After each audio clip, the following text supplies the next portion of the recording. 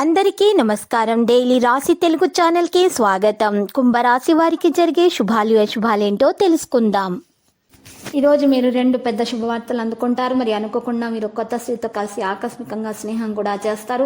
రహస్య వ్యవహారాలు మీ ప్రతిష్టను నాశనం చేస్తాయి. ఈరోజు ప్రతి ఒక్కరు కూడా మీ స్నేహితులుగా ఉండటానికి కోరుకుంటారు. స్నేహితులు కుటుంబ సభ్యులు మీకు సహాయపడుతూ ప్రేమను అందిస్తూ ఉంటారు. పెండింగ్ విషయాలు ముప్పు పట్టి తమలకుండా ఉంటాయి. ఖర్చులు మీ మనసును ఆవరించుతాయి. మీకు రావాల్సిన బకాయిలు తిరిగి రావచ్చు. చేపట్టిన పని సకాలంలో పూర్తి చేస్తారు. ప్రయాణాల ఒకంత అసౌకర్యానికి లోనవుతారు.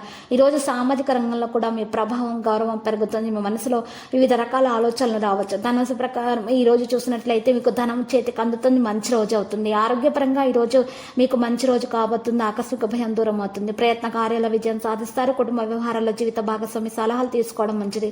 ఆరోగ్యం నిలకడగా ఉంటుంది. అనుకున్న పనులు అనుకున్నట్టుగా వేగంగా పూర్తి చేస్తారు. పూర్వాషాఢ వారికి అయితే ఎదురు వచ్చిన శుభవార్త అందుతుంది. కొన్ని కార్యాల్లో ఆటంకాలు ఉన్నా కూడా తొలగించబడతాయి.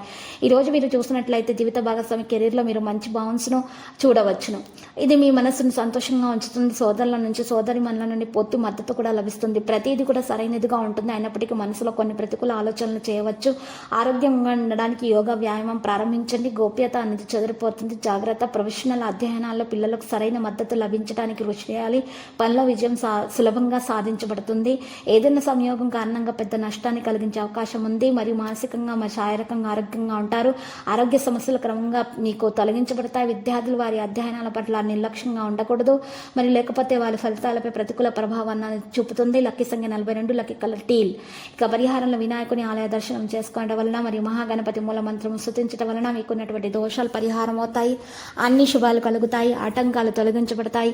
ఇక సంతానం లేని వారికి పరిహారం చేయాల్సి ఉంటుంది. ఈ పరిహారంలో ఎరుపు రంగు లేత ఎలుపు రావి చెట్టు ఆకును తీసుకోవాలి. ఆకు మీద మీరు గంధం లేదా సున్నంతో రావి చెట్టు పుల్లతోటి మరి ఆకు మీద 69 అనే నెంబర్ పైన రాయాలి. కింద ఓమని రాసి ఆకును మీరు పారి నీళ్ళలో వదలట ద్వారా సంతానం లేని వారికి దోషాలు కూడా పరిహారం అవుతాయి. అంత శుభప్రదంగా ఉంటుంది.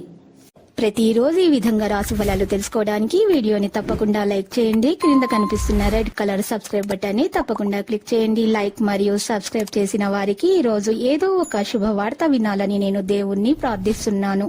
Thank you for watching this video.